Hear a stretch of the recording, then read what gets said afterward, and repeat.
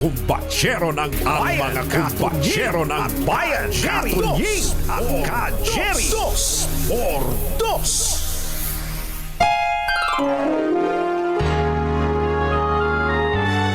Kauna-unahan sa Pilipinas. Manila Broadcasting Company. DZRH, member, kapisanan ng mga broadcaster ng Pilipinas. Member KBP, oras! Eksakto, en punto. 6:04. Balitang makatotohanan, balitang maaasahan, ACS Balita. Walang makakaligtas, walang makakalampas. Saan mang sulok ng kapuluan, Luzon, Visayas hanggang Kamindanawan. Basta't may balita, ipagwagwagan ng sikat na tagapagbalita. ACS Balita, kasama ang 2x2 tandem Anthony Taberna at Jerry Baha. ACS Balita. Ang programang ito ay hatid sa inyo ng ACS Manufacturing Corporation, ISO certified, maker of world-class quality Pride detergent. Araw ng Monday, Feb 2, 2026. Narito na po ang ulo ng ating ACS Balita. PhilHealth benefits para sa middle class contributors. Planong i-upgrade ng Department of Health. Impeachment complaint laban kay VP Sara ihahain ng Makabayan Black ngayon. Larawan at pangalan ng mga epalitiko pinatatanggal sa mga proyekto ng gobyerno. Mister ng pinaslang na Lady Cap at anak nito, suspect na rin sa krimen. Hawak na ng PNP. Isa pang pulis na isang linggo nang nawawala. Nakitang bangkay na ibinaon sa Poso Negro sa Bulacan.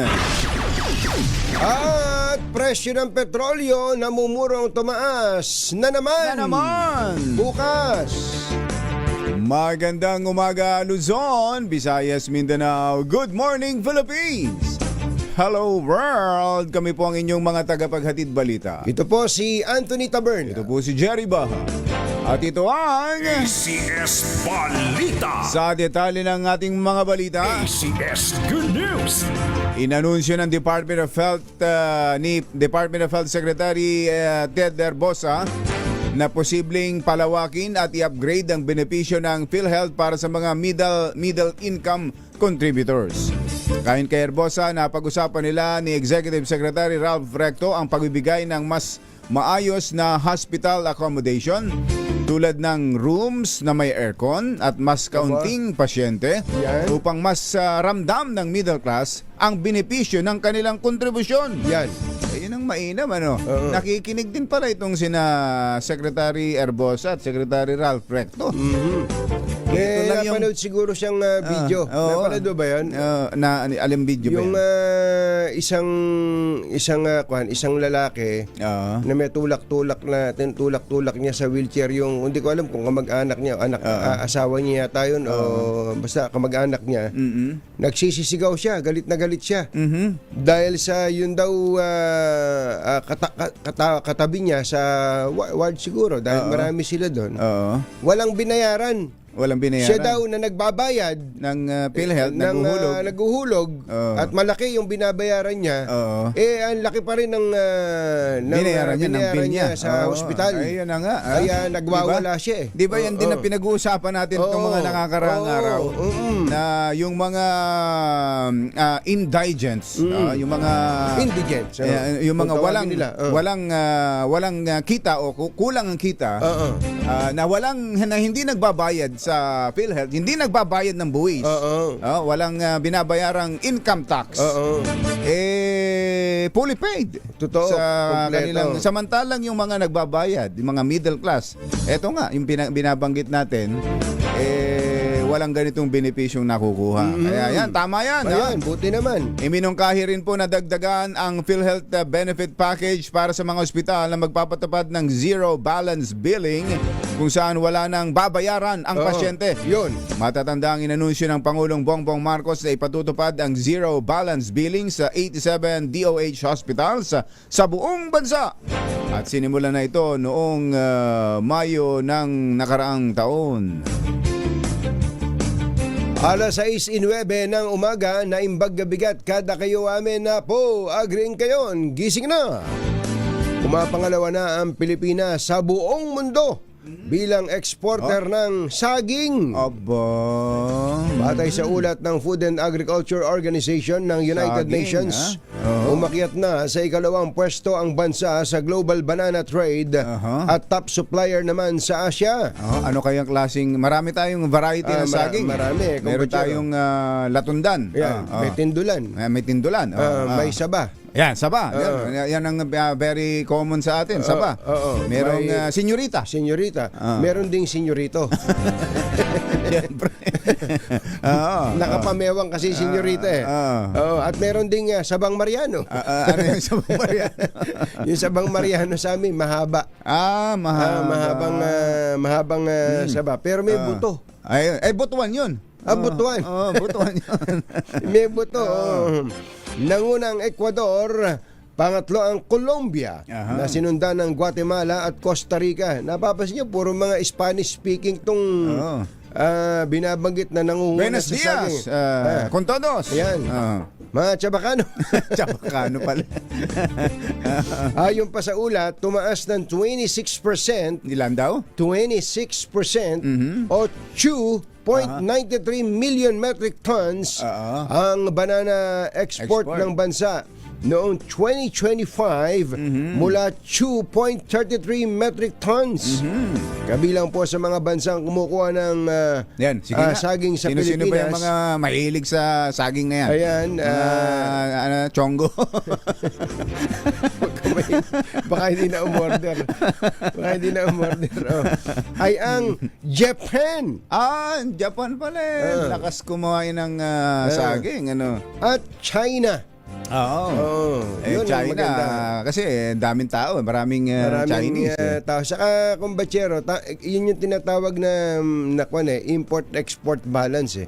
Umaangkat tayo sa kanila, umaangkat din naman sila sa atin. Yan, At dumating nga yung panahon, halimbawa, wag na tayo lumayo sa saging, dumating ang panahon na yung saging mismo kumbachero, nung nagkakainisan tayo ng China, hinigpitan ng China yung pag-export, pag-import nila from us. Sila rin. Para silang nagtampo sa saging. Yun, nung mangyari. para silang- Naranasan nila. Kaya nung napag-isip-isip nila, iba pala talaga saging ng mga Pilipino. Ayan, Hindi kalakihan. Pero sarap. Kakaiba. Kakaiba. Ayun, magandang umaga po sa mga banana planters natin dyan, lalo na po sa Bukidnon. Yan. 6:12, Engineer Tony Nanggel. 6:12 ang ating oras. Nakatakda ng isampa ng Makabayan Block ngayong Lunes ang impeachment complaint laban kay Vice President Sara Duterte. Tatayo ring endorser sa kanilang reklamo ang mga miyembro ng grupo na sina Representative Antonio Tinio ng ACT Teachers Party List, Rene Co ng Kabataan, Sara Ilago ng Gabriela Women's Party. Sila rin yung nag-file ng impeachment kay laban BBM. Pangulong Marcos. Oo. Sila yung nagreklamo din na bakit hindi raw tinanggap, wala daw tao. Dahil nasa Taiwan, Taiwan, si Sec Jen. Ang mga basihan para sa ihahaing impeachment laban sa pangalawang Pangulo ay culpable violation of the Constitution, betrayal of public trust and other higher crimes. Ayon kay Tinio, maaring mag-file ng impeachment complaint laban sa pangalawang Pangulo simula pa noong January 14. Nilinaw naman nito na pwede nang i-file as is o copy-paste lang ang reklamo mula sa isinumite noong 2025. Ito'y dahil hindi naman ang forma o laman ng reklamo ang dahilan kung bakit idineklara itong unconstitutional ng Korte Suprema, kundi dahil sa ibinasi ito sa session days ng Kamara. Alas 6:13 na ng umaga. Kumusta po ang mga taga Brisbane, Australia? Brisbane. Dami pa lang nakikinig sa atin sa Brisbane, Australia. Sabi ni Kuyang Ernie Calaguas. Ernie Calaguas, maganda morning. Saan ba ginaganap yung championship sa yung sa tennis? Sa Australian Open sa Melbourne. Sa kumpachero. Melbourne. Sa Melbourne, Magandang umaga din sa mga Pinoy sa Melbourne. Melbourne. Pagkatapos daw kumbatsero nung laban ni Alex Ayala. Nagising daw ang mga taga Melbourne. Ang dami palang Pilipino dito. Nagkakita-kita sila. Nagkita-kita. Yun daw nakalista yatang yung registered Filipino migrants doon. Nagpunta lahat doon sa venue. Sa venue, pambira. Iba talaga sumuporta ang Pilipino sa kapwa Pilipino. At pag nang-away din sa kapwa Pilipino, matindi rin. Kuyog. Kuyog. 6:14 na umaga, handa na ang House of Representatives na tumanggap at umaksyon sa anumang impeachment complaint laban kay VP Sara simula sa Feb 6. Ayon kay House Committee on Public Accounts Chairperson Terry Ridon, susunod ang Kamara sa saligang batas at House Rules at tatalima rin sa panuntunan ng Korte Suprema kaugnay ng tinatawag na express o one-third route ng impeachment. Teka muna, kumbachero, hindi ba napag-usapan na natin yan na ang kinikilala ng Korte Suprema na impeachment kay VP Sara nung una yung final ng December Yung nauna. Ng Supreme Court? ng Supreme Court. Oo. Di ba yung so ang ikot ng metro ng 1 year kailan? But Feb 6 pa rin ang pinag-uusapan dito. Kasi sa deklarasyon ng Supreme Court, yun pa rin yung binanggit nila Feb 6 sa pa rin. resolution. Ganun. Samantala, ipinaliwanag ni Ridon na sa resolusyon ng Korte Suprema sa motion for reconsideration ng House, inalis na ang ilang restrictive due process requirements, partikular ang pagbibigay agad ng advance notice at ebidensya sa respondent sa mismong filing stage. Sa ilalim ng bagong paglilinaw, ang kinakailangan na umano ay ang pagbibigay ng kopya ng impeachment na complaint at ebidensya sa lahat ng mambabatas. Matindi, no? Pati ebidensya. Lahat ng mambabatas dapat may kopya. Nako, yun lang pagpapasirox niyan Nasasama sa express route at sa mga lalahok sa plenary deliberations. Matatandaan na magtatapos sa Pebrero 6 ang one-year bar rule ng Korte Suprema laban sa paghain ng reklamo laban kay Duterte.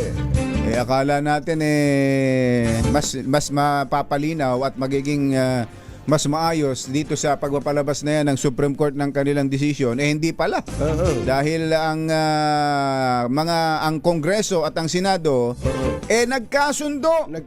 Pareho silang umaalma ngayon sa naging desisyon ng Supreme Court at sinasabing merong nangyaring judicial overreach. Masyado raw hong parang nangialam. Nangialam. May ganun na pala. Meron ng salita. May ganun na salita Ang nakalagay sa diksyonaryo ay nakialam. Nakialam. Pag tinanong mo si parang Ray, nangialam. Dahil para daw ang Supreme Court na ang gumawa ng impeachment rules na inherent sa House. Na nakalagay sa ating konstitusyon. Nako, yan mukhang malaking usapin pa yan. Lalo na doon sa session days. Doon mukhang may malaking basag ulo. Kasi yung session days, maliwanag na maliwanag. Dati pa, nung araw pa. Ang alam natin kung kailan nagsisesyon. Kung kailan nagsisesyon. At hanggat hindi ina-adjourn, hindi tapos yung session day na yon. Kasi nangyayari sa mga hindi nakakaalam, may nangyayari yung session sa Kongreso natin, hindi lang sa lower house, pati sa Senate, na tumatagal ng sobra sa isang araw. Ang session day. Ang isang session day. Kasi pero hindi sila hindi nag-adjourn. Sabi ho ng Supreme Court, ang session day ay calendar day. pag kayo nagsesyon ng Lunes, iba na. Pangalawa na yung Martes. Nako, basag ulo nga yun. Malaking problema talaga yun. Halimbawa, umaabot nga ang panahon, di ba, naalala ninyo, kapag ka budget deliberation, Ayan, especially budget. pagka budget deliberation, nag-umpisa ng nag-umpisa ang session ng Miyerkules, natatapos ng Biyernes. Dahil tuloy-tuloy one session day pa lang session yun. day pa lang yun. Kaya nga nako. Lalong nahirapang mag-isip ang mga Pilipino. Sabi siguro ng tricycle driver, ano ba, may session na naman ba tayo?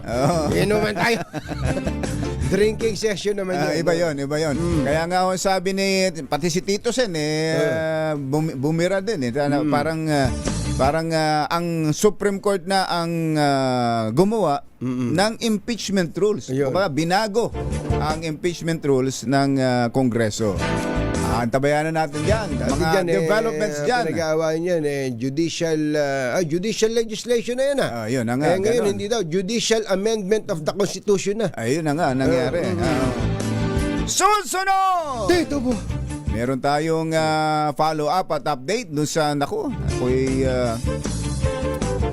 talagang binabasa at sinusubaybayan ko itong pangyayari dito sa mag-inang yung policewoman. Yung policewoman. Saka yung anak niya. Ano kaya ang totoong kwento rito? At ngayon, nahuli na yung mga suspect, yung ahente. Yung mag-asawa. Na yung babae, yung ahente, yung asawa pala nun, dati rin pulis. Puro pulis. Dating pulis. Tapos yung asawa nitong biktima ay isa ring pulis. Yun. At siya'y dinakip na rin at mukhang ng mga pulis. Mga pulis. At isinasangkot doon at mukhang itinuturo pa ng mga suspect na ito talaga ang mastermind, yung mister. Ayun. Mario Joseph.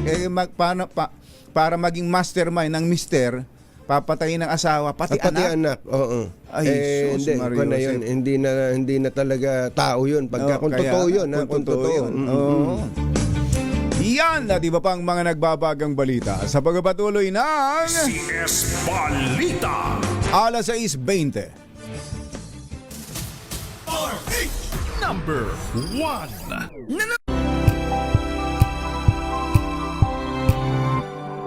Balitang makakaligtas, walang balitang makakalampas, saan mang sulok ng kapuluan. ACS Balita! ACS Balita! Ang programang ito ay hatid sa inyo ng ACS Manufacturing Corporation, ISO Certified, maker ng world-class quality Pride detergent. Hi! Maganda morning! Anong araw today, kumbatsero? Today is Laundry Day, Pride Day! Yahoo! At pag Laundry Day, Friday, all you need is Pride washing machine detergent. May triple stain away formula, katanggalang makapit, madikit, malupit na dumit mancha, kaya easy ang labada. Kaya pala mula noon hanggang ngayon, all you need is Pride. All you need is Pride. ACS. Ang 2x2 tandem Anthony Taberna at Jerry Baja. ACS Balita. Alas 6:24 ang ating oras. Tuloy ang ACS Balita. Itinuturing na rin na suspect ang mister ng pinaslang na Lady Cup at ama ng 8 taong gulang na bata na itinapon sa magkahiwalay na lugar dito po sa Luzon. Hawak na ng mga pulis si Police Senior Master Sergeant John Molinido, matapos siyang ituro ng mag-asawang suspect na sina Pia Katrina Chua Panganiban at Christian Suarez Panganiban na siya talaga ang pumatay at siya ang mastermind sa pagpatay kay Police Senior Master Sergeant Diane Marie Molinido. Gayunman, sa bersyon naman ng isa pang suspect na si Hil Valdemoro D, idiniin niya na ang mag-asawang Panganiban ang talaga ang pumatay sa mag-ina. Na-recover sa bahay ng mag-asawang suspect ang cellphone ng mga biktima, ID at ang 100,000 pesos cash. Una nang iniulat na nawawala si Lady Cup Molinido at ang kanyang anak na huling nakitang buhay sa bahay ng mag-asawang Panganiban matapos magpatulong sa pagbebenta ng kanilang sasakyan. Kalaunan ay nakita naman ang bangkay ni Molinido sa isang sapa sa Pulilan, Bulacan Bypass Road noong January 24 habang ang bangkay naman ng kanilang anak na si John Ismael ay natagpuan sa kalamansian sa Tarlac noong Enero 29. Naniniwala ang NCRPO o National Capital Regional Police Office na pinagplanuhang maigi ang pagpatay kay Police Senior Master Sergeant Diane Marie Molionido at sa anak nitong si John Ismael. Base na rin sa salaysay ng isa sa mga sospek na si Hil Valdemoro na nagsabing ang sofa sa bahay ng mag-asawang sospek kung saan binaril ang biktima ay binalutan pa ng plastic. Habang isinasagawa ang krimen ay nasa katabing silid, inilagay umano ang sanggol ng mag-asawang Pia Katrina at Christian Panganiban. Matapos patayin ang mga biktima ay isinakay umano ang mga bangkay sa Toyota Fortuner na minamaneho ni Valdemoro upang itapon ang mga ito sa Bulacan at Tarlac. Abangan ang mga follow-up dyan ng ating RH reporters sa nakapanghihilakbot na pangyayaring yan. Actually, para sa akin, kumbatsero, hindi pa tapos yan eh. Oo. Kasi hindi ko pa mawari, hindi pa natin malaman kung ano yung kaya motibo. Kasi kung bentahan ng sasakyan, tapos biglang kung pera lang na ganun. kung pera, tapos idadamay mo pa yung bata, hindi mo talaga malilirip mabuti yun eh. Tapos ang mga suspect, kakilala talaga ng buong pamilya. Saka Pati nung ama na isa ring polis. Saka doon mismo sa pamamahay gagawin yung Kaya krimen. nga, grabe, Medyo nakukan ako doon eh. Baka meron pang ibang mas malalim na kwento dito, kumbatsero. Pero naglabas po ng statement yung abogado nitong si police, si Master Sergeant Molinido. Si John ba? Alan? yung ayun, tama, si John Molinido. Ang sinasabi nila ay hindi daw inaresto yung kanilang kliyente, Kundi sumuko. parang nagpapaimbestiga. Nagpapaimbestiga kasi Siya mismo ang lumapit sa pulisya. parang gano'n ang dating at sinasabi nila na walang warrant of arrest dito. Paano aarestuhin yung kanilang kliyente? Tsaka siya rin nga yung unang nag-report na missing, yung kanyang misis at ang kanyang anak. Ayun. Abangan ang mga susunod na kabanata.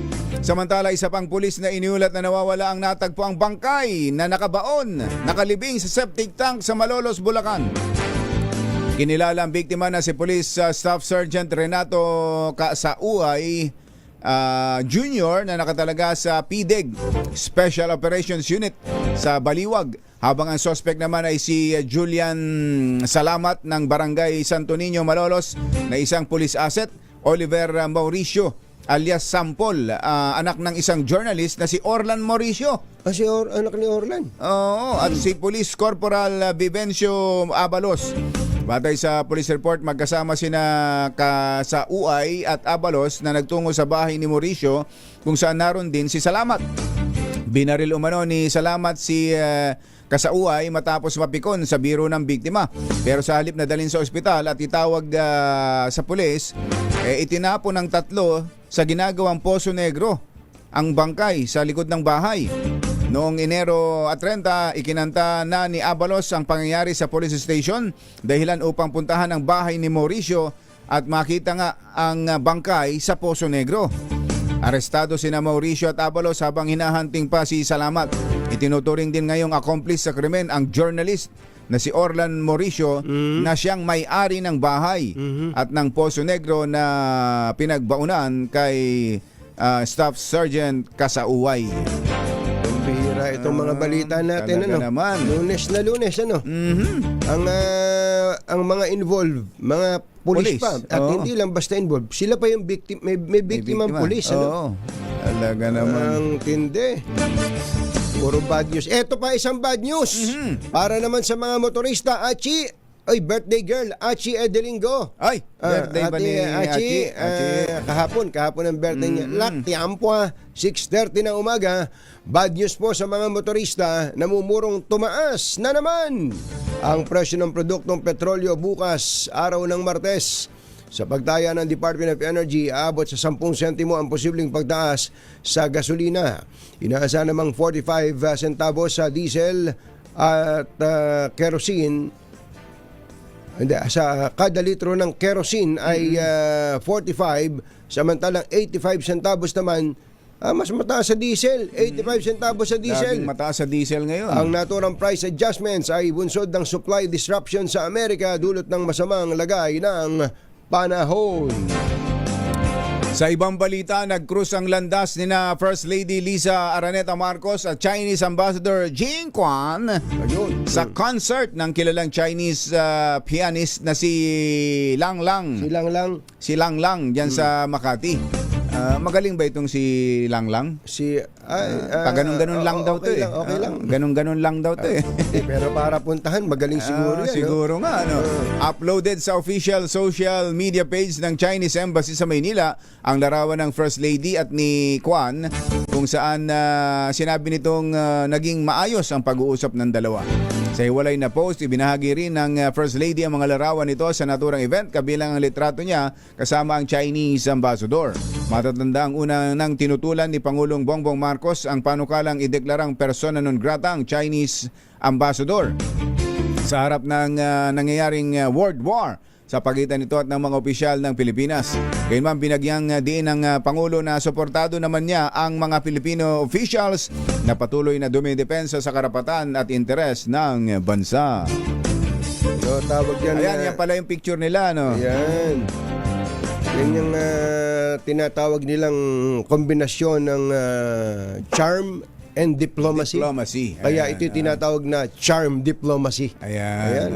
Malay mo naman, baka sa mga ganyang concert. Saan ba ginawa yung concert? Sa Makati daw. Makati ba yung nabasa mo? Saan ba? Sa Makati. Binanggit nga pala Makati. Hindi lang binanggit kung saan doon. Kumanta ba yung si Lang Lang? Baka kumanta ng Embuchiki. Habang nagpapiano siya, gano'n. Baka kinanta niya yung The Moon Represents My Heart. Ayan. Samantala, kinumpirma ni Public Works Kanasan sa Oriental Mindoro. Siyempre, ano ba pagbabatayan mo ng pagtingin ng proyekto, kundi yung coordinates. Kaya pag mali yung coordinates, sasabihin mo, abay, ghost project to. Ayun na nga. Kaya pala dumami rin ang ghost project. Kaya dumami. Na report noon. Kinumpirma rin po ito ni Senate Blue Ribbon Committee Chairperson Panfilo Lacson tungkol sa maling grid data na naipasa noon sa Malacanang sa mga joint inspection ng DPWH at mga pribadong kontratista. Kabilang ang site visit sa Bulacan na patunayang may ilang proyektong akala ay wala o ghost o guni-guni, ngunit nasa ibang lokasyon pala dahil sa maling coordinates. Ang mga ito ay na-report na at opisyal na naisumite ng ahensya. Patuloy ngayon ang pagre-reconcile at pag-validate ng datos ng DPWH upang matiyak ang katumpakan ng mga ulat sa mga flood control projects. Pati dito sa Quezon City, Kumbachero, Ayan, oo. Sa Quezon City, nagdeklara na po ang LGU na hindi naman natin masisisi na may mga flood control projects na ghost sa lungsod. Binalanggit pa, ilan pa, mahigit 20 yata yung sinabi. Pero wala nang naging follow-up, hindi na na-pinpoint kung nasaan. Ano? Kaya yung district engineer dyan, si District Engineer Art Gonzales, nakikiusap na baka naman pwedeng mag-joint validation tayo. Dahil sa sumusumpa siya na walang ghost project. Ipapuputol ko, sabi niya. Sinabi ba niya yun? Sabi ng Engineer Art, pag hindi mo sinabi yun at tawag doon, isinangkalan yun, baka nga may ghost project yan. Kaya sabihin mo na, kung talagang wala naman, ipapuputol ko. Kaya siguro nung sabi ng misis niya, yun. At ang DPWH, wala rin naging follow-up dyan. Wala pong masama. Ito naman kung may nasabing nung una, dahil lahat tayo gigil, anxious nung una, talagang magagalit at mainit. Mainit ang una. Pero pagka naman nahimasmasan na, at nalaman mong, ay, mali nga. Hindi nga pala. Mali. Oo. Sabihin nyo na mga... Mali pala yung mga coordinates. Sabihin, tama. Ito, yan lang mga coordinates na yan. Tingnan mo, ngayon lang natin narinig ng Konfirmasyon. mula sa DPWH. Kailan pa ba natin pinag-usapan yan? September 2020 pa, kung bachero. Longitude, latitude. Oo, ang tagal na. Hindi yun, sobrang tagal na po natin binabanggit. Pero palibasa maiinit nga ulo natin nun. Wala!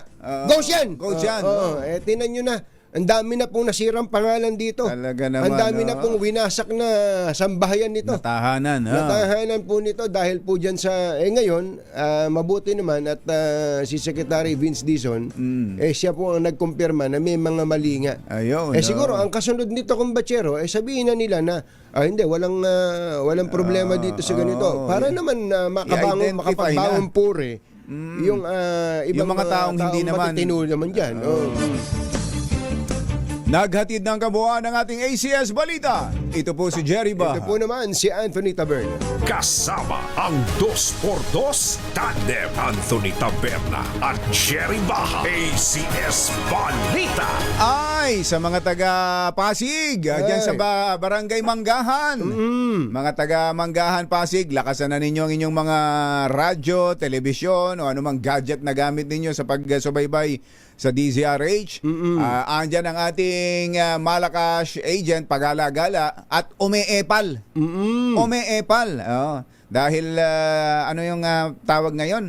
Epalitiko. Ayan, bawal na raw ang epalitiko. Epalitiko. Yung mga politikong nakapaskil ang kanilang mga pagmumuka sa mga ginagawang proyekto.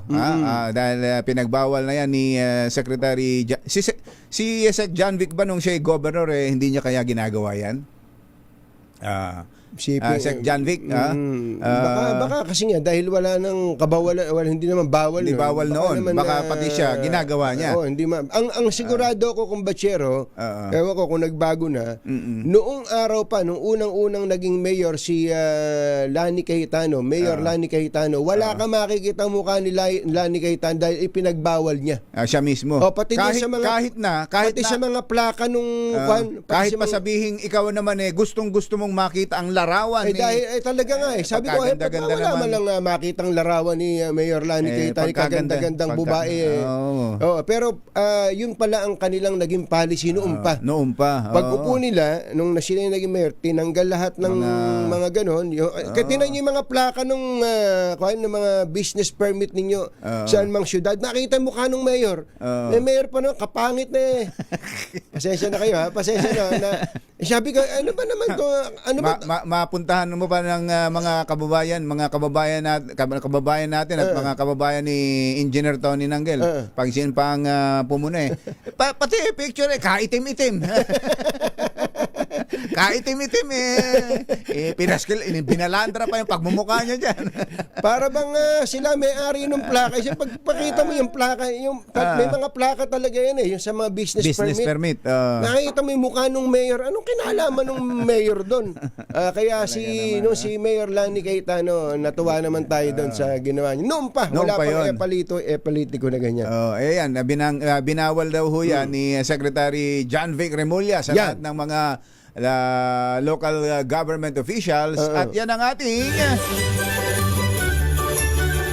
Ready na ba kayong tandaan ang ating word of the day para manalo ka ng DZRH Mini Component? Ito na!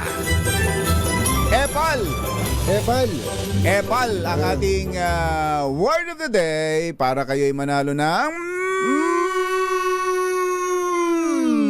medium component. Matindi, umaasenso tayo. From mini to medium. Ayan, medium na. Yan. Diyan sa Barangay Manggahan, Pasig. Oras po natin. Mr. Jalamtang ay Justice Senerito at sa birthday girl na si Justice Emily San Gasparito ng Court of Appeals, Lakyam Shop Ithun 6:41 ng umaga. Balitang makatotohanan, balitang maaasahan. Ang banchero ng bayan, Katunying at Jerry Dos. Humahataw, humahagupit, lumalatay na komentaryo sa himpapawid. 2 por 2. Walang takot sa paghimay sa masalimuot na isyu ng bayan. 2 por 2. Humahataw na mga balita at impormasyon. 2 por 2. Ating damhin, ating lasapin ang hagupit na 2 por 2.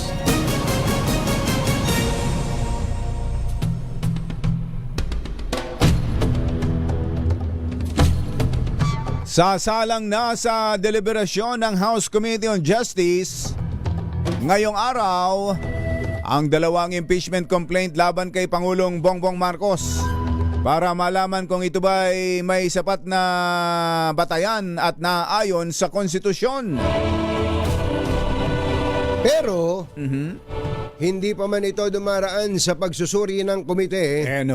Naniniwala si Bicol Saro Party List Representative Terry Ridon na mahihirapan nitong makalusot sa Kamara at mismong si House Speaker Kuya Boji ang nagsabi na wala siyang nakikitang legal na batayan sa mga reklamo laban sa Pangulo. Ayun naman pala eh. Wala naman pala eh. Samantala, sa ating sports balita. Hindi pala. Kasado ring maghain ng panibagong impeachment complaint laban naman kay Vice President Sara Duterte ang Makabayan Block ngayong araw. Yan. Kaugnay pa rin ang umano'y maanumalyang paggastos sa kanyang confidential funds. Para naman kay Ridon, maaaring ihain as is ang impeachment complaint noong 2025 ngayong taon dahil hindi naman ang nilalaman nito ang naging basihan ng Korte Suprema para ideklara itong unconstitutional. Isyu ng bayan. Katotohanan. 2 por 2. Pag maitim ang balak, magtago ka na. 2 por 2. Si Jerry at si Anthony, narito na. 2 por 2. Hahataw ng todo, urado ka. 2 por 2. Ang katotohanan, dala nila. 2 por 2. Walang sinasamba pali, maniwala ka. 2 por 2. Hataw ng gusto, tol, umasa ka. 2 por 2. 2 por 2.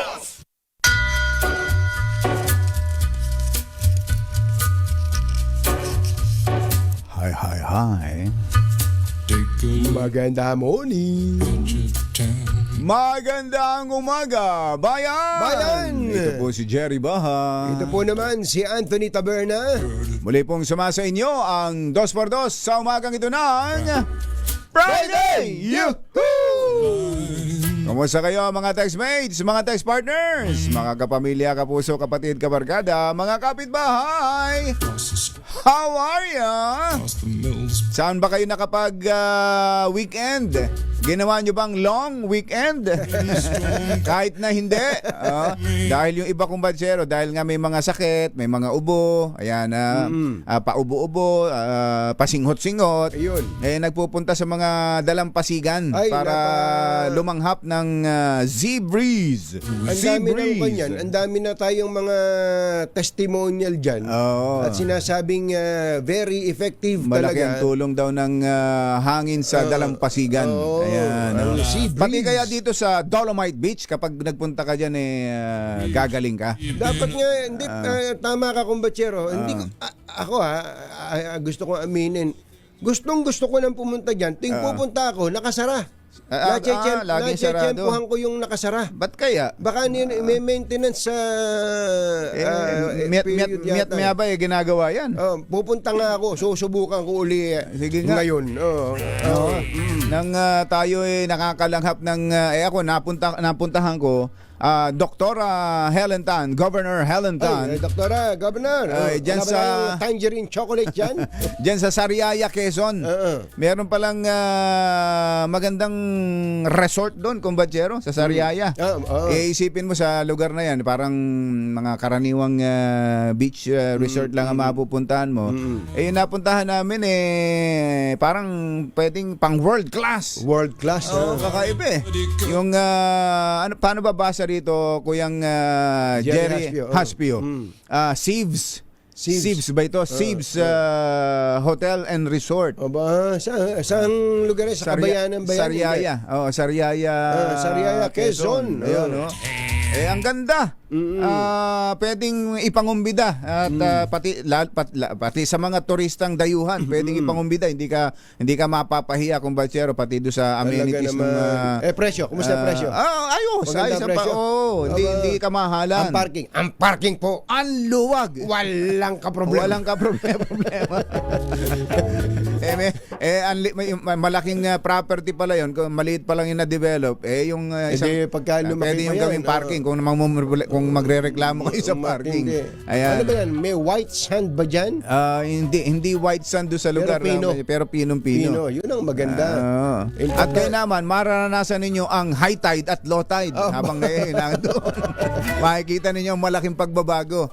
Di ba gano'n naman yung pag high tide, hanggang dito yung abutin. Halimbawa, pag low tide naman, ako, layo ng tubig. So, may experience mo. Ayan, weekend ba yan? Weekend? Dito lang Sabado. Sabado, Linggo lang. Ayos. Para lang makalanghap kami ng sea breeze at mawala ang mga ubo at sipon. Yung pala, yung i-announce ko na baka meron kaming travel incentive kaming mga taga Katunyings Meron. Oo, yung mga hindi naman lahat, may mga ibang empleyado. Hindi lahat, batch by batch kumbatsero. Pinamimili ng saan ba gustong pumunta. Nagtanong-tanong kumbatsero, ito dapat challenge uli ito sa Department of Tourism. Ayun ang napili, Vietnam. Sa Danang, siguro. Hindi ko pa nakita yung detalye, pero Eto, may aalis itong Danang Vietnam, nasa kung ilang libo silang mga nasa online business.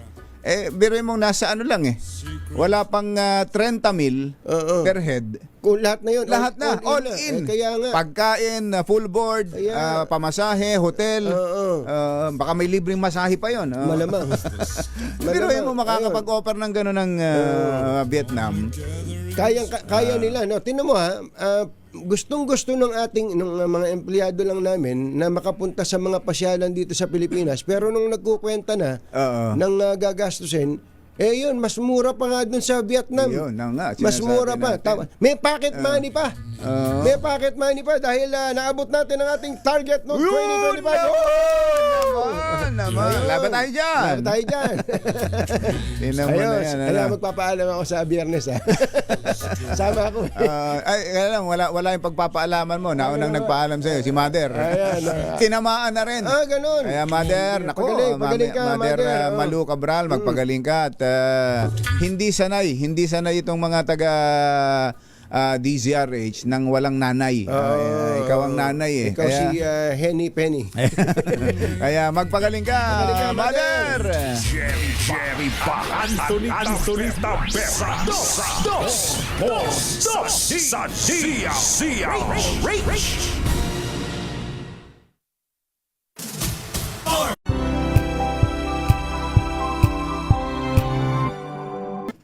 Ay, ba't ba naputol? Ayan!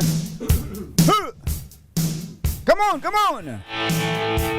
Birthday ba ni Yusek TJ Batan ng Department of Transportation? Happy birthday, Yusek TJ. Yusek, kumusta ba tayo dyan? Wala ba tayo dyan, Yusek?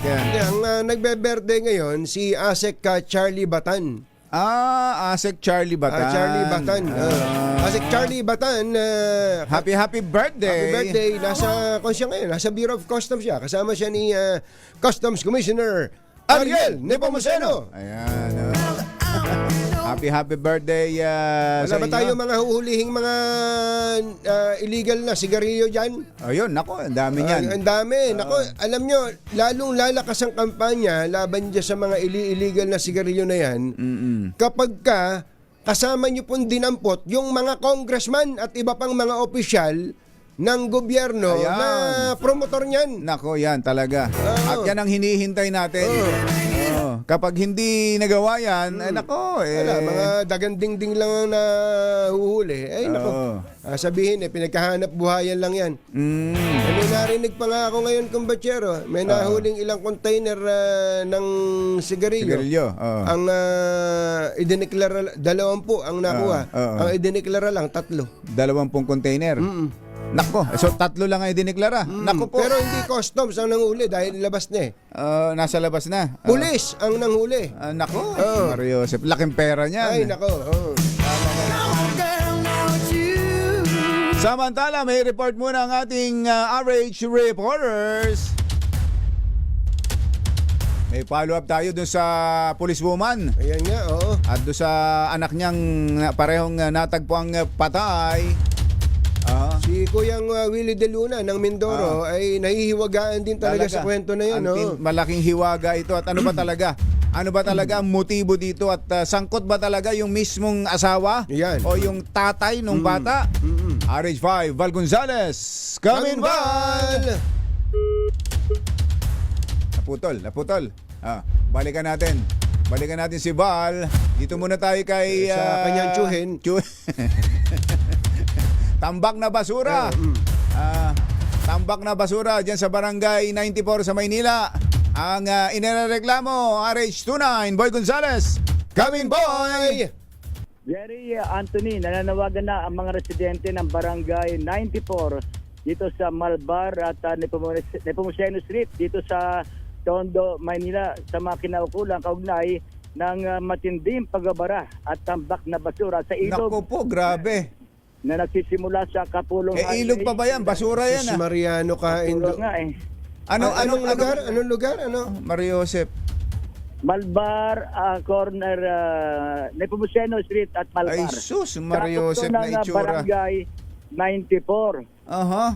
Ayon kay Kagawad Erwin Clemente, kay Barangay Kagawad, patuloy ang pagdami ng basura sa nabanggit na ilog Sus Marioni. na nagdudulot Grabe, oh. ng masangsang na amoy at pagbabara sa daluyan ng tubig. Dahil dito, dumarami umano ang mga lamok sa lugar na posibleng magdulot ng pangangit talaga. Yan ang kasunod sa yan. kalusugan ng mga residente. Hindi, pero yung basura lang mismo, boy, nakasusulasok na eh. Ibig sabihin, sino nagtapon ng basura na yan? Yan, mga nanggagaling daw yan sa Pretil, Kapulong Highway sa Ilog at dito na Pretil, Palengke. dumadaan sa lugar nila sa Barangay 94. At may panawagan lamang si Kagawad Erwin Clemente. Kagawad, kailan pa ba hindi nahakot yung basurang yan? Actually po, yan po, meron sa aking residente na nagreklamo ukol dyan sa ganyang mga basura sa ilog. At pagkatapos po, binidyohan, pinorward po sa akin. Ito naman po ay pinorward ko. Maraming salamat nga po at napansin dito ng DCRS sa pamamagitan ni Kuya Boy Gonzales at ngayon naman po ay pinuntahan para actual na makita. Grabe naman. Ayan, no? Grabe naman yan. Mario Joseph. Oo. Nangangamba yung mga... Marami ba talaga lamok sa gilid? Marami pong lamok at saka masangsang na amoy na po. Ayun, masamsang at marami ng lamok. Nakita mo yung dami, Anthony, Jerry. Kaya nananawagan sila at nakipag-ugnayan na ba kayo sa... Ano sabi ng MMDA? Sila yung LGU. Meron daw po dyan na Estero Warrior pero sinasabi nila hindi naman na-actionan po. Estero Warrior ng... Baka may magawa kayo dyan, boy. Baka may magagawa kayo dyan. Tsaka sinikausap natin. Si Chairman Erwin Clemente. Kagawad. Na tugay-gayan yan. Tugay-gayan nila kung saan ang gagaling. Oo. At hulihin natin kung sino yung mga tapon ng basura na yan. Yung ang banggit niya kanina, saan po galing area? Grabe. Ito po nanggagaling po sa Pretil area, papunta po ng Kapulong and then dito na po sa barangay namin naiipon dahil meron Yun na po nga, tayo eh. ditong Meron po tayo ritong flood control gate. Oo, nahaharang Nako, dyan. Nilagyan po nila ng Yan boom. pa. Yan pa. Hindi, teka muna, Kagawad. Yun ba namang mga magkakapitbahay dyan, sigurado ba kayo hindi sila nagtatapon ng basura dyan? Baka naman ang layo ng tingin ninyo galing Pretil, pero yung mga magkakapitbahay dyan, di nagtatapon ng basura sa ilog.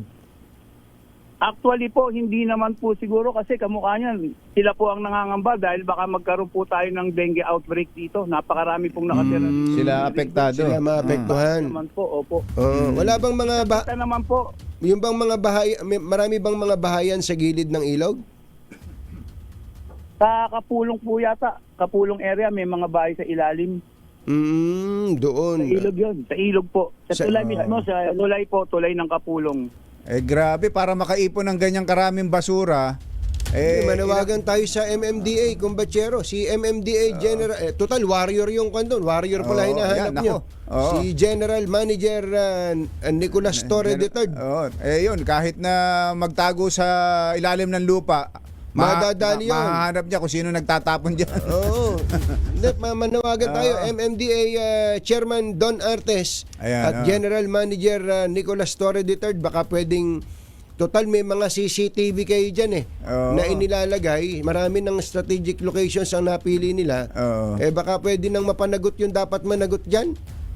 Magsisisihan na naman tayo dyan pagka Magtuturoan. Pagka iyan ngayon, lamok ang pinoproblema, pero bukas makalawa, bahana naman yan. Sigurado. Ang sisisihin na naman natin, gobyerno. Ayan. Oo, samantalang ang nagtatapon dyan, tao.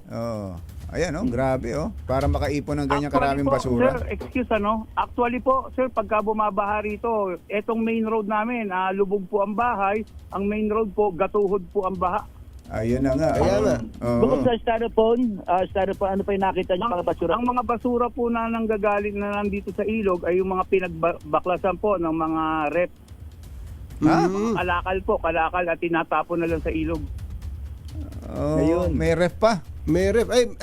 Yorme, itong mga, tama yan, may mga nagtitinda dun kinakahoy. Kinakahoy, Anthony, sa may area ng Kapulong. Oo nga. Grabe yan. Hindi, si kay Yorme din, si Yorme. Pwedeng subaybayan yan na tugay-gayan ng LGU, MMDA, para hindi lang para mahakot yung basura niya, kundi para malaman yung source. Kung nasaan yung mga salaulang tapon ng tapon yan. Alam mo, tayo din ang gumagawa ng, sinasaktan din natin ang mga sarili natin Talaga. Katulad niyan, simpleng pagtatapon na lang ng basura. Kapitan Erwin, maraming salamat. Salamat, Chairman. Chairman. Kagawad pa lang. Kagawad pa lang ba? Baka kabahan nyo. Mag-i-election pa naman. Mag-i-election. Okay, biglang nataranta si Kagawad ng chairman to. At mula dito sa Barangay 94 sa Malbar at Nepomuceno Street sa Tondo, Maynila. Ito si Boy Gonzales para sa Disaris, una sa Pilipinas, una sa Pilipinas. Thank you, boy! Balitang bagong-bago, balitang dapat alam mo, balitang magdadagdag ng talino dahil bagong impormasyon, makibalita, unang-una sa DZRH. Pangunahing balita kasama ang 2x2 tandem nina Anthony Taberna at Jerry Baha.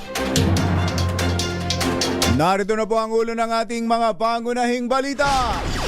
Impeachment complaint laban kay Pangulong Bongbong Marcos tatalakayin na ng Justice Committee ng Kongreso.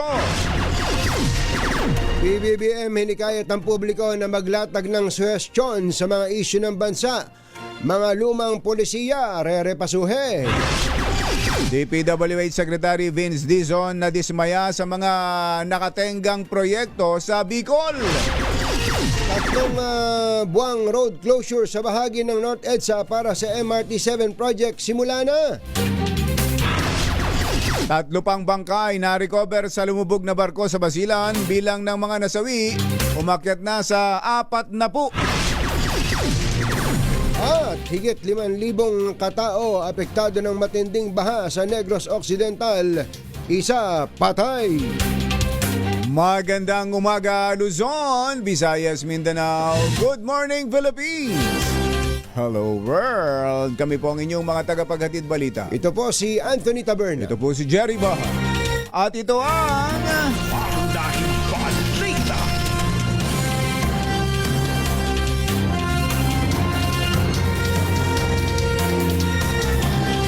Samantala, ito, balikan natin ang follow-up update doon sa policewoman napatay kasama ang kanyang anak. RH5 Val Gonzales, come in Val! Jerry at Anthony sa investigasyon ng Quezon City Police District ay lumalabas na maraming naghahabol na umano'y na biktima ng car agent na si Tia Katrina Panganiban. Ito, Jerry at Anthony, ay dahil sa kaso ng pagkakautang sa kanyang mga na-scam. Ayon sa source ng DCRA Group, isa dun sa kanyang biktima ay isang bagitong police QCPD na nagoyo ng 300,000 piso dahil sa bogus na pagbibenta nito ng sasakyan. Ang kaso nito, Jerry at Anthony, ay walang pinag-iba sa nakikitang anggulo ng QCPD sa posibleng motibo sa krimen. Ito dahil wala naman talagang sasakyan na may bibigay ang car agent na si Tia Katrina Panganiban sa kanyang ninang na policewoman na dahilan ng kanilang pagpatay kay Police Senior Master Sergeant Diane Marie Gabres Molinido at kanyang anak na si John Ismael. Lumalabas din sa investigasyon ng QCPD na buwan pa lamang ng Disyembre noong nakalipas na taon ay nagbigay na ng paunang bayad na 400,000 pesos ang biktimang policewoman sa kanyang inaanak sa kasal na si Tia. Karagdagan na lamang sana na bayad ang pinagbentahan sa kanyang sasakyan o yung pagbebentahan o pinagbentahan sa kanyang ibinebentang sasakyan. Napag-alaman din ng QCPD na nagtalo ng gabing mangyari ang pagpatay sa dalawa dahil ang gusto ng Mr. ni Tia na si ex-policeman Christian Suarez Panganiban na wag nang idamay na patayin pa ang bata. Gusto daw ng dating pulis na iligaw na lamang ang bata pero bagay na ayaw ng babae kundi ang gusto nito ay idamay na rin patayin ang 8 taong gulang na bata. Grabe. Sa pagtatapon, Jerry at Anthony, sa pagtatapon dun sa mag-ina ay isinama pa ng mag-asawang Panganiban ang 3 nilang paslit na anak mula sa kanilang bahay hanggang sa una ay sa Tarlac kung saan itinapon ng bata at bumalik ng southern part ng Central Luzon patungo ng Pulilan, Bulacan kung saan naman itinapon ang policewoman. Nauna pala ang bata. Ano? Yes, Anthony at Jerry. Naunang itinapon yung bata bago yung nanay. Oo, naunang itinapon yung bata at nung maitapon sa Victoria sa lalawigan ng Tarlac ay bumalik sila pa south. At doon na sila pumunta sa Pulilan, Bulacan at itinapon naman yung policewoman. Val, matanong ko lang Val, paano yung policewoman, yung nanay binaril doon sa loob. Yung bata, anong ginamit doon na parang ng pagpatay doon sa bata? Ang pagkakakwento, Jerry Anthony, ng source ng DCRH News ay habang natutulog yung bata, dinaganan sa kanyang dibdib at tinatakan ng supot dun sa kanyang ulo at hanggang sa masuffocate yung bata. Grabe itong pangyayari na yun. Tapos ang sinasabi mo, may bit-bit pang mga paslit itong mag-asawa. mga taon to. Yung 3 nilang anak na mga minor de edad din, 3 anak nitong mag-asawang Panganiban at pinagpatong yung mag-ina. Una ay yung nanay, yung policewoman, itinatong yung labi ng bata, yung 8 taong gulang. At doon sa ibabaw ay nilagyan din ng mga trash bag, yung itim na trash bag na may kargang mga laruan at kaya sinama yung bata para kapag ka daw nangyari o may mga checkpoint o ma-intercept man sila at magtanong ay may pakikitang bata at makikita yung mga laruan at yung mga labi. Ilan taon yung 3 paslet? Ilan taon yung 3 paslet, Val? Yung mga anak? Hindi binabanggit pero puro mga minor de edad. Maliliit pa. Minor de edad daw yung mga nung 3 anak nung mag-asawang Panganiban. Detalyado na yan. Anthony. Yung binabanggit mo, yan detalyado na yan sa pagbabiyahe ng mga victim. Ano yan? May Sa kanila na mismo galing yan, doon sa mag-asawa? Yung mga impormasyon na yan? Yan ay laman ng investigasyon ng QCPD at sa aking pakiwari, Garrett Anthony, kabilang din ito doon sa extrajudicial Confession. statement nung dalawa. Ang lumalabas na mastermind na ngayon, kung titingnan yung investigasyon ng QCPD Garrett Anthony, ay yung babae.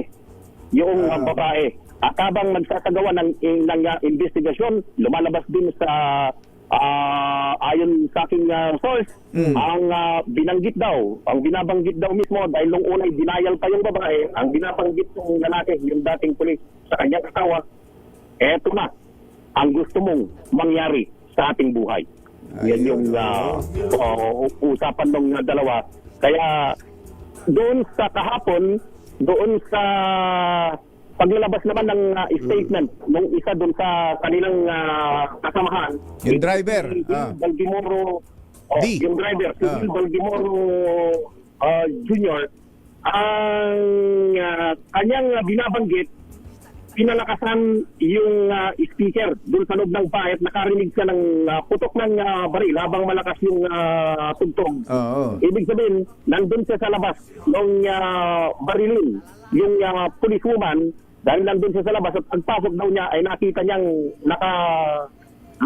nakapababa ng nakayuko yung policewoman at doon daw nagkaroon na ng mainitang pagtatalo sa pagitan ng mag-asawang panganiban Garrett Anthony. At nung ipaturo sa kanya kung sino yung kanyang mga inaakusahan, ang binabanggit, ang ginawa nitong babae, kung may papakita dyan sa ating video. Ito, pinapakita natin. Pia, ang ginawa nitong si Pia Katrina Panganiban, ay itinuturo din niya itong si Hill Baldimoro D. Jr. na karawang pumatay bati din sa kanyang pagmumestra na itong si Hill Baldimoro D. Jr. daw ang pumatay naman doon sa Batang Paslit. Kung makikita ninyo doon sa pagmumestra niya na habang siya ay tinuturo naman niya yun ang nagsasabi. Kung kahit na tinatanong ako kay Jerry kanina, hindi ko mawari.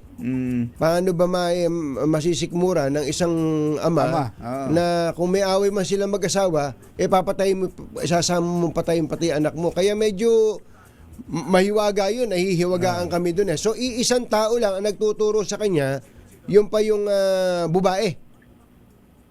Yan ang lumalabas sa investigasyon na Anthony, na tanging yung babae at noong ipatuturo dito kay Hill Baldimoro D. Jr. kung sino yung kanyang nakitang mastermind at may gawa ng krimen, nag-iba na rin ang sinasabi at muestra itong si Pia Katrina Panganiban at isa dun sa tinuturo niya na ay yung kanilang kasamahan na siya naman daw ang pumatay doon sa bata.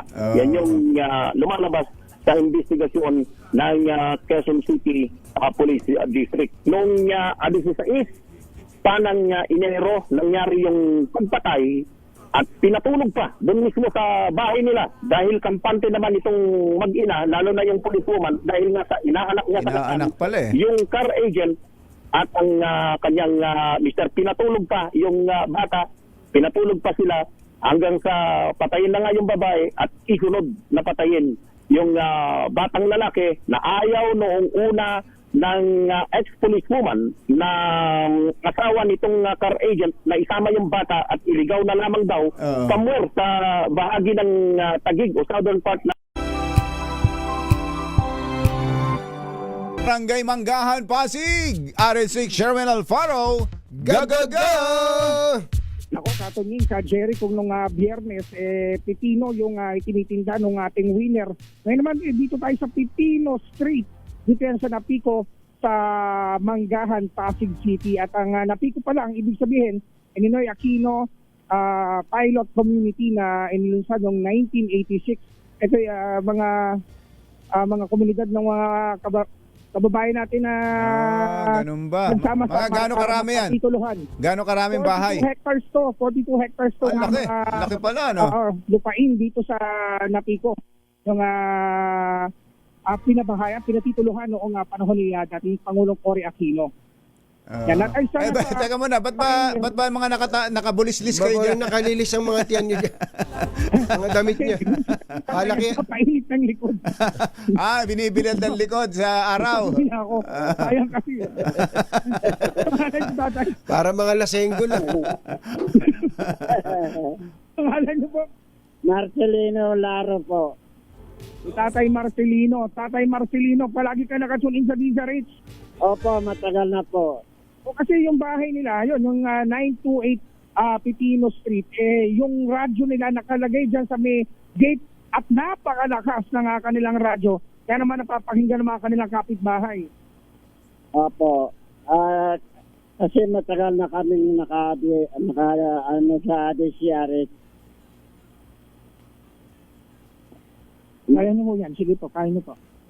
Sige po, maraming salamat.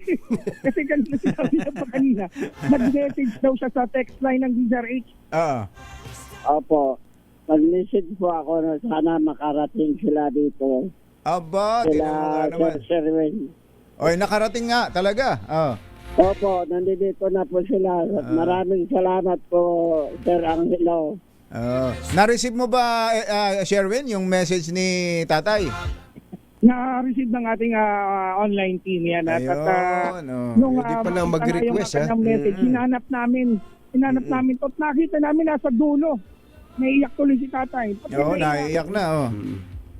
Ikaw ba hindi na... Ikaw ba... Sa galak kasi nakarating po kayo dito sa amin. Si Sherwin din po, naiiyak yan. Ay, init ng likod niya eh. Init na po. Hindi pa kinapapasok. Hindi naman po, hindi pa mainit yung araw. May asawa at mga anak po ba kayo? Meron pa po, kaya lang malalaki na po sila. Mga may asawa na. May mga asawa na po. Kayo po tatay, yung misis nyo, nandiyan pa, kasama nyo pa? Nandito po, Nay. Ayun, yun. Pati nanay nyo pala, kasama nyo pa. Nanay tinatawag. Kompleto po yung pamilya. May nanay pa siya? Ito yung nanay niya. Nanay, tawag ko sa... Alam ko yung nanay niyo talaga. Hindi, ito yung misis ko na misis niya. Mulat sa pool, di ko na pinalitan. Hindi. Talaga. Marunong eh. Marunong tatay Marcelino eh. Maganda naman pala si nanay. Buti nagustuhan kayo tatay. Medyo naman tayo nung araw. Matipuno. Binata pa. Matipuno. Ayos. Maraming salamat sa pakikinig niyo palagi. Ano po ba pinagkakaabalahan niyo ngayon? Kayo ba'y naghahanap buhay?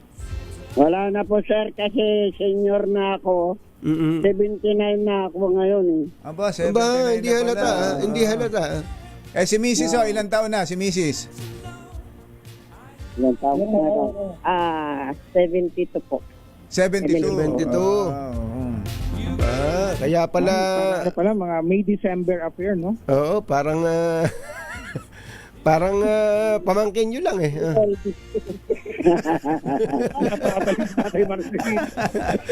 Kaya pala hindi nyo na pinakawalan. Simulat sa pool. Kaya pala naiiyak malayo lang ng konti. Talagang maiiyak si Tatay Marcelino. Mawala siya ng bata. Bigyan mo na ng premyo, Sherwin. Dahil paborito niya ang DZRH at malakas ang DZRH at paborito niya ang 2x2. Ito ang 1,000 pesos! Maraming salamat po sa DCRH. Meron na ako pabili ng maintenance. Mix tray. Oo, nag-mix tray po ako. Bukod dyan, tatay, magkakaroon pa kayo ng medium component. Ayan. Nasagot niyo ang ating word of the day. Opo. Hello, word of the day. Ay? Naku, nakakalimutan. Epal. Ayun, Epal! From ating word of the day, ito meron kang medium component at sa atin ng Astron Appliances, alagang Astron, alagang maaasahan. Available po ang ating medium component sa lahat ng inyong paboritong appliance store nationwide. At hindi lang yan, dahil ang Chinese New Year, meron kayong Chinese New Year Medja Noche Basket, at ang pinakabago, pinakamabango, pinakamalaki, ang Pride with Fabric Conditioner. Yan, syempre, Pride with Fabric Conditioner, Korean Strawberry Bloom Detergent Powder with stain-away formula. 2 kilo yan, kaya naman kahit gano'ng karaming labahan, ubos yan. Maraming po salamat po, Sir Anthony. Thank you po, Tatay Marcelino. Jerry Baha. Maraming salamat po. Thank you for making us number 1 na naman sa Kantar Survey. Maraming salamat po sa inyo palaging pagtutok sa ating mga programa sa DZRH. At sa mga nais manalo na 1,000 pesos sa agad umutok sa DZRH, baka kayo nasusunod nating winner sa DZRH, malakas promo kasama ang Pride Detergent. At ako naman ang number 6, Sherwin Batal Saro DZRH, una sa Pilipinas, una sa Pilipino. Thank you! Ang mga kumpatsero ng bayan, Katunying at Ka-Jerry. 2x2. 7:36 ang ating oras. Nasa linya natin ang DPWH, si Undersecretary Ricardo Bernabe. Yusek Bernabe, magandang morning! Si Ka Jerry at si Katunying po ito. Magandang umaga po. Apo. Ay, Yusek, unahin po namin yung itong ano tawag doon, mga coordinates. Grid coordinates. Ito pala ay binanggit na ni Secretary Vince, tama po ba na may mga mali, may mga hindi tama talaga doon sa mga grid coordinates? Na i-submit, na ilagay pa sa sumbong sa Pangulo website, Yusek. Tama po yun, no? Yun po kasing naisumit ayun po yung mga MYPS coordinates na yun po yung ginagamit during the planning stage. Doon po, opo. Ngunit diba po yun doon sa coordinates kung saan na po kinoconstruct yung infrastructure. Maaari po kasi na yung coordinates nung sa simula ay magbabago na po kapag po ay dun sa as-take plan na po. So, yun po ang naging issue dito nang nasubmit po ay yung MYPS coordinates at marami po na-ideklara ang suspected ghost. Nung naman pong pinuntahan na po yung actual na site, meron naman po palang iba po, meron naman pong nagawa sa ibang mga coordinates. So, sa madali salita po, ilan lang po talaga yung natukoy na ghost project, Yusek?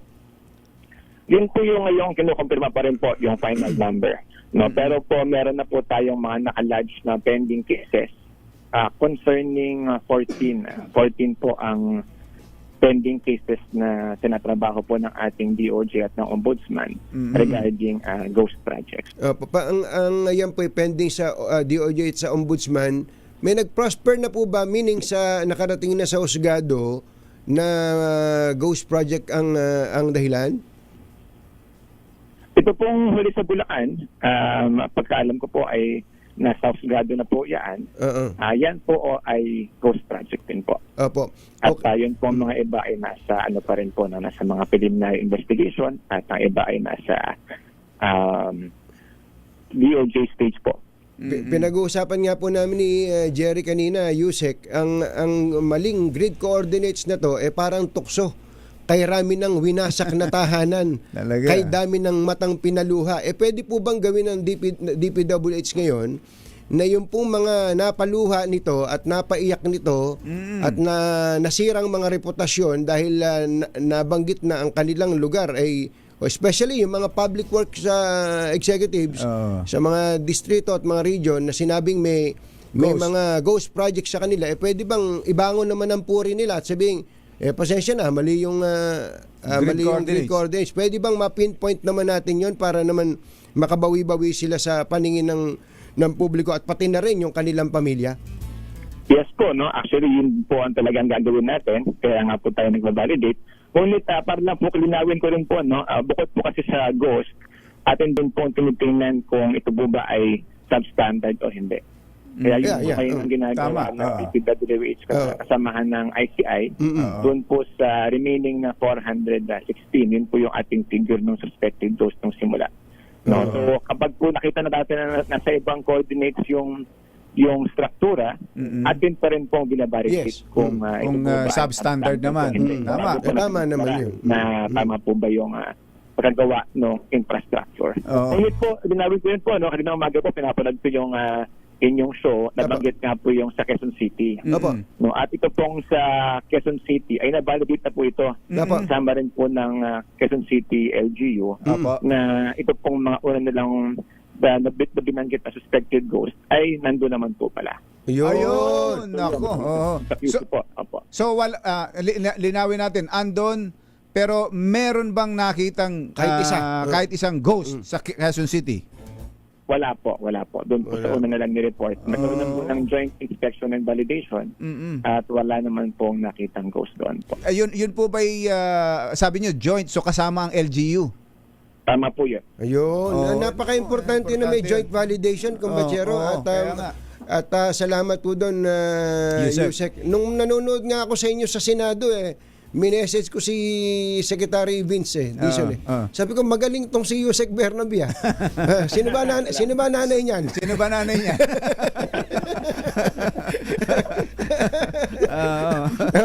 Kumusta rin kay baka nagmana po.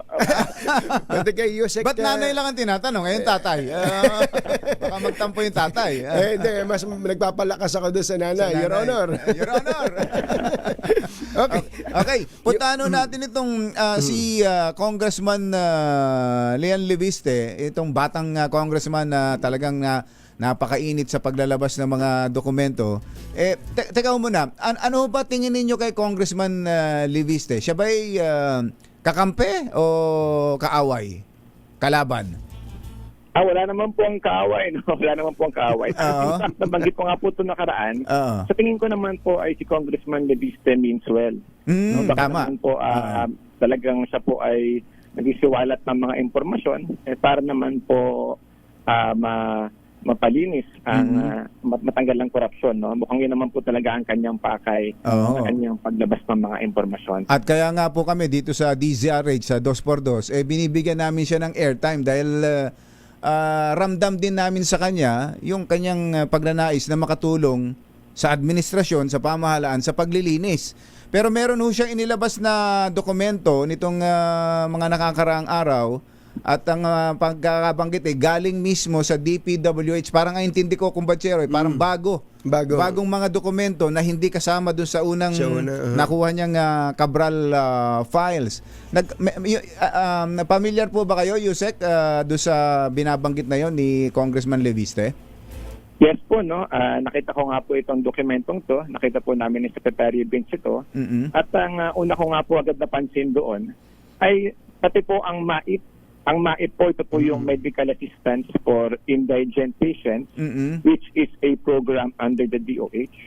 At pati po ang MAIP ay nakalagay po doon sa purported official document ng DPWH. So sa unang tingin ko pa lang po, bago kahit po hindi sa malalimang pagsusuri, kita ko na po agad na ito po ang dokumentong ito ay misrepresenting to be unofficial DPWH document where in fact ay hindi po ito official.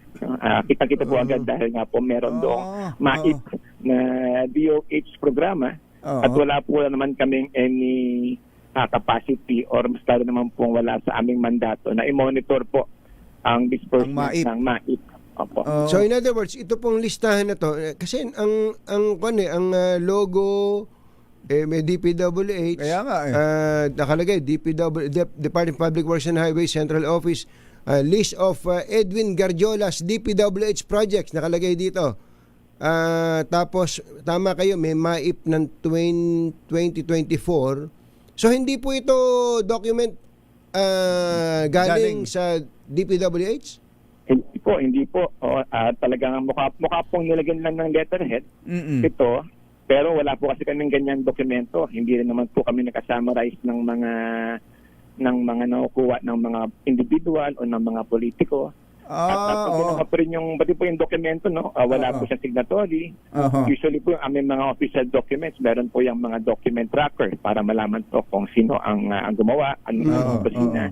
Meron din po yan na letterhead sa ilalim. Meron po yung mga ISO, QR code, etc. po, no? Ito po talagang sinalpakan lang ng letterhead, misrepresenting and purporting to be a DPWH document. Ito nakalagay nga, list of Edwin Garjola's DPWH projects as of 28 August 2025. So ang sinasabi nyo, Yusek, ay hindi kayo gumagawa ng ganitong klase ng dokumento? Listahan Hindi po. listahan ng mga Hindi po. projects ng isang partikular na kongresista? Tama po kayo, no? Wala po kami ganyan ginagawang dokumento. Oh. So paano ho ito? Parang nasubuan ng maling dokumento o parang Nakuryente ba? Nakuryente ba si si Kong Congressman? Leon Libiste? Opo, mukhang ganun nga po, no? I think nabanggit naman po niya sa kanyang press con na ito nga po ay pinadala sa kanya ng kanyang mga informante. Sa loob daw sa loob daw ng DPWH. Ayun nga po, baka po na kuryente. Sana nga po yung mga ganitong impormasyon ay mas maging maingat po tayo at nagbabalidate po tayo kayo muna doon. bago po tayo sa publiko.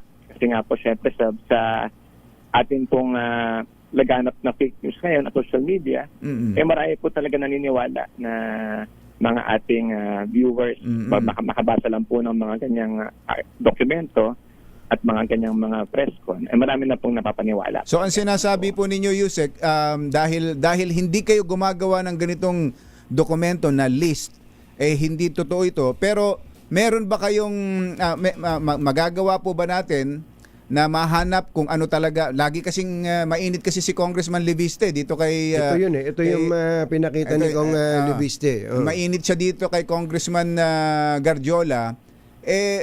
Meron ba kayong dokumento na magpapakita naman kung ano talaga ang mga proyektong nakuha ng pamilya Garjola ng iba't ibang construction companies nila?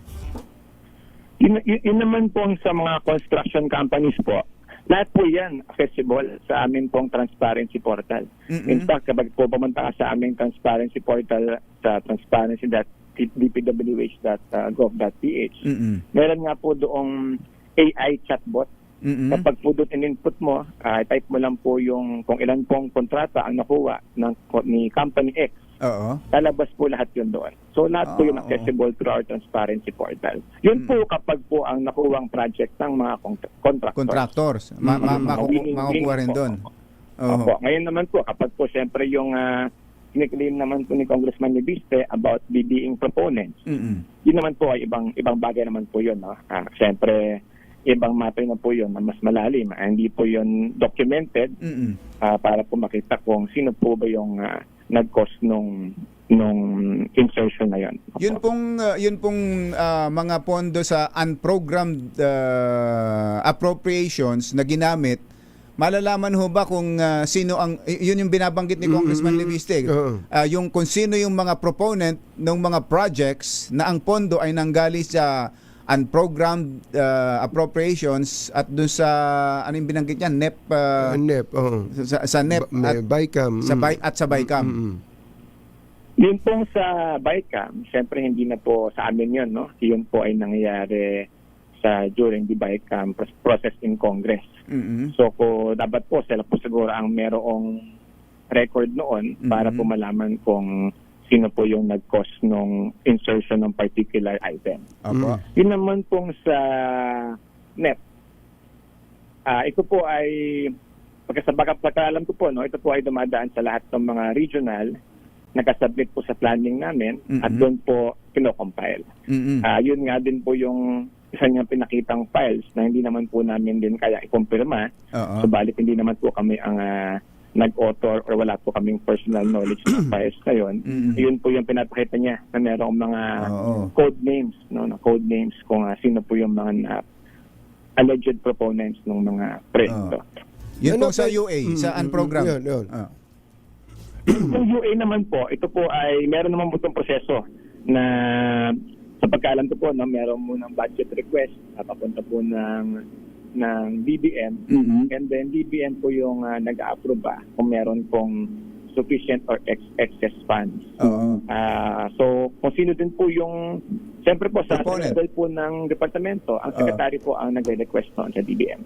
Ayun, so DBM, sa DBM naman ang record nun. So sa madaling salita, referring to this particular document na inilabas ni Congressman Libiste, narinig po namin yung panawagan ninyo sa mga kababayan natin, pero meron ba kayong gagawing aksyon na laban kay Congressman Libiste dahil nagiging naniniwala may nakita nga akong pag-aaral, 92% yata ng mga tao naniniwala kay Congressman Libiste. Wala naman po kaming action na i-take, no? Kumbaga nabanggit nga namin kanina, tingin naman po talaga namin ay hihingin swell sa kanya pong ginagawa. So, siguro panawagan lang po siguro na mas maging maingat lang po, mag-exercise po tayo ng due diligence, especially po sa mga sensitibong mga information o kaya ito po ay nakukuha lang natin sa mga kung kani-kanino.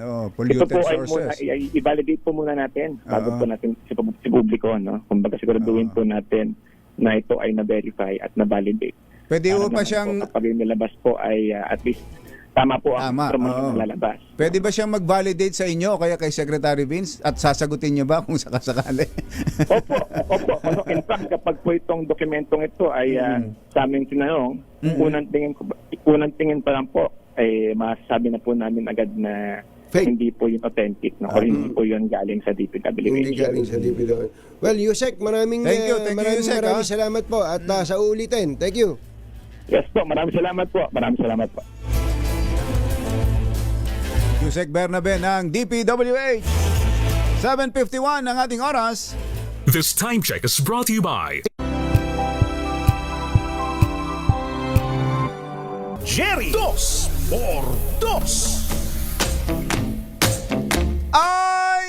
Ay, baka may mga kailangan na kayong ayusin sa inyong mga bahay, ho? Ay, buti na lang, may bubong na maasahan. Gawa sa state-of-the-art technology. May aluminum na. May pintura pa. Now, available na rin sa pre-painted tiles pan. Para sa eleganteng bubong na matibay na makulay pa, mag-Cherry Loom pre-painted ka na!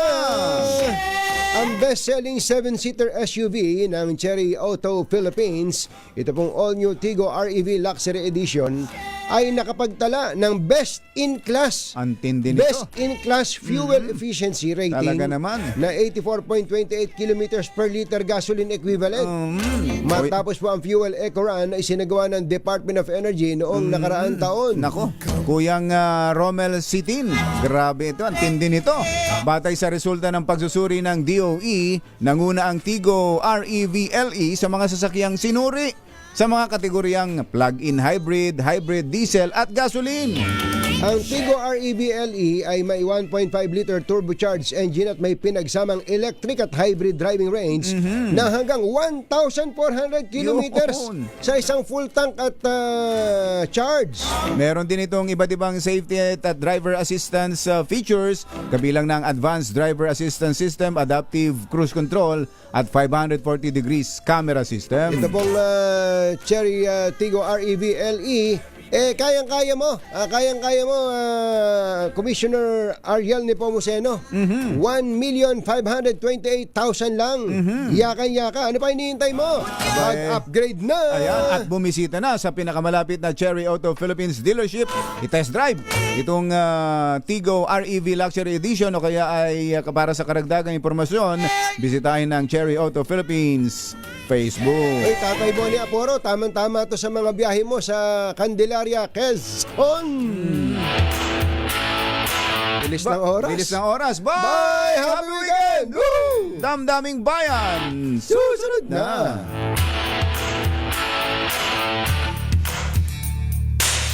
This time check is brought to you by ACS Manufacturing Corporation, ISO certified.